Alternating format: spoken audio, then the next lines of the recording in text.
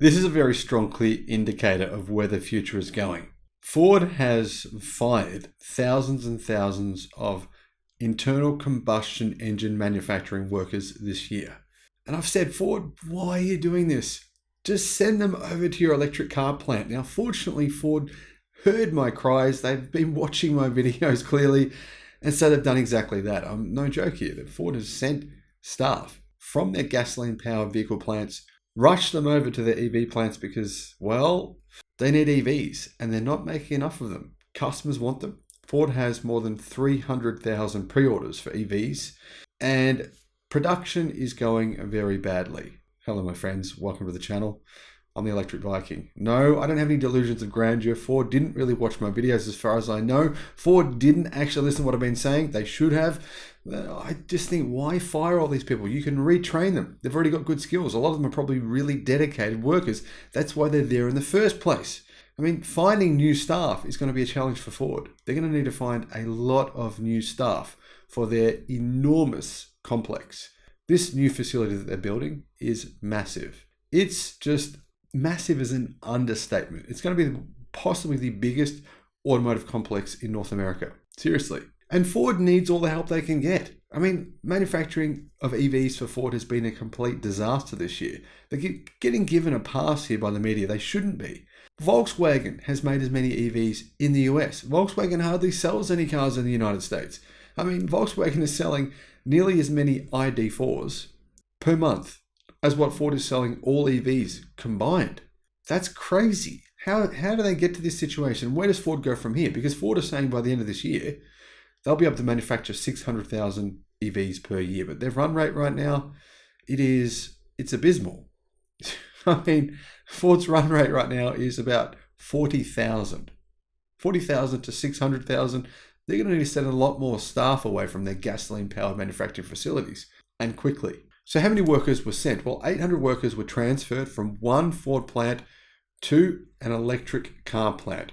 300 more will be hired because people want electric Lightnings. In fact, there are so many people that want this truck, in spite of the fact that the price has been raised on 5 separate occasions, and not by small amounts either, by massive amounts. Ford is still getting thousands and thousands and thousands of pre-orders, even though it's questionable whether or not it's actually better than the Rivian R1T now. I think maybe it's not, considering the price rises. I don't know. It's very close here. Ford has confirmed it plans to transfer 800 factory employees from its Dearborn truck plant to the nearby Rouge Electric Vehicle Center, and to hire many hundreds more to build F-150 Lightning pickup trucks because the company can't build enough. The reason for this is because demand for the all-electric truck remains so high that Ford has decided it needs the extra manpower in addition to another 300 employees that will soon be hired for the Rouge facility.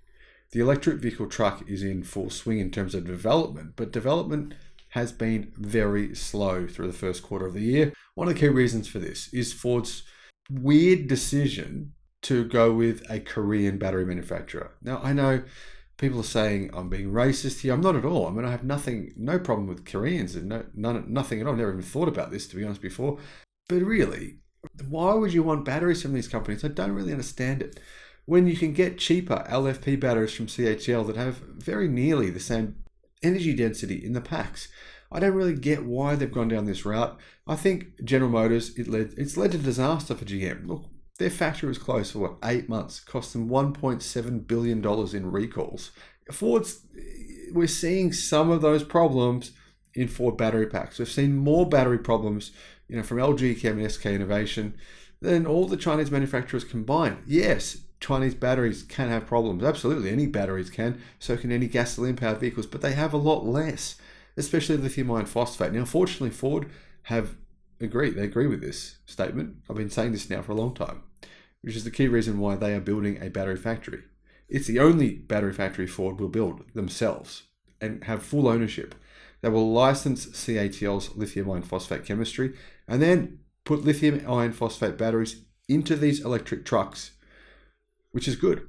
This is a good thing. Yeah, sure, it's Chinese technology, but so what? The reality is they're just going to pay a small fee to CATL to license the technology. With the new staffing plan, Ford will have nearly 2,000 employees building the F-150 Lightning on 3 crews. At the same time, they said they'll build gas-powered F-150s with 2,600 employees on 2 shifts at Dearborn Truck Plant and 2,800 people there on 3 crews at the Kansas City Assembly Plant. This will give Ford maximum overall production and flexibility to meet high demand for America's best-selling truck, gas and electric. I'm curious to know how many of the staff working at the gas plants are thinking, or the internal combustion engine F-150 plants are thinking, it's only a matter of time before they send us as well. Get ready, boys. We're on our way. It's really only a matter of time. Last month, Ford announced plans to increase production for several of its vehicles, particularly electric ones, including the Lightning. The goal is to build 150,000 units annually beginning this fall, but hit 600,000 run rate by the end of the year. But before that happens, Ford will have to shut down the plant again for a further 6 weeks as part of a general expansion. This comes at a time when Ford has fixed some early build quality Lightning issues, specifically with the battery packs. Ford restarted production early last month, following a roughly 1-month halt due to battery fire concerns. The battery supplier, SK Innovation, had to work overtime to find and resolve the problem. With production now back into gear, Ford will have everything in place once the Lightning factory expansion is completed. Now, could this be part of a trend, right? This is what CarBuzz says. Could this be part of a trend where factory workers go from the gas-powered facility to the electric one just constantly? It's just a constant flow of manpower from the internal combustion engine factory to the electric one over the next few years until there's no one left at this factory and it shuts down, like the Chrysler factory, the internal combustion engine factory that they just shut down in North America. I think it's only a matter of time. What do you think? Let me know in the comments. Ford is being very aggressive with its promises on EVs. So far this year, it hasn't delivered at all. But let's just give them a shot here. They're trying hard, at least. They are certainly investing a lot of money into electrification and building EVs in the US, which is a really good thing. Expanding Michigan's Rouge Electric Vehicle Center is not only critical for the current Lightning, but also for its successor. There'll be a better version, a more dedicated version. I mean, the current version is not really a dedicated electric platform. The next one will be significantly better, lighter, more structurally rigid, and more efficient. Past reports say the new Lightning is due in 2025, maybe at the latest 2026, meaning the current generation will have a short lifespan. Most cars have a lifespan of about 6 to 8 years, so it will be very short. The successor will reportedly ride on an all-new electric vehicle architecture that's expected to underpin the Ford Explorer electric vehicle. Ford Explorer electric vehicle. That will be popular. Now, there is a Ford Explorer in Europe. That is actually a Volkswagen MEB vehicle. Volkswagen basically built that car, but it's an ID4 with a different body shell. It's way better. It's funny that Volkswagen are making that for Ford, because really the Ford Explorer it's a much nicer vehicle than the ID4. Similar price though. I think that Ford will do pretty well with that car. The only thing is, of course, they will be paying a pretty high price for them from Volkswagen, because Volkswagen, they're not making any profit on EVs, so it would not be cheap. Now, is Ford's F-150 gasoline-powered pickup leaving anytime soon? Absolutely not. Will it by 2030? Well, by 2030, I think you'll find the electric range of these trucks will mean that people won't have an issue. They won't be saying all this stuff about, oh, but can it tow? You can only get 100 miles when you're towing. They won't be saying that. Range will be massive. We're going to continue to see big battery improvements, plus big cost declines. Big cost declines have already come this year. Lithium down 65%. Battery prices down 24% this year so far. That's going to continue over the next 5 years.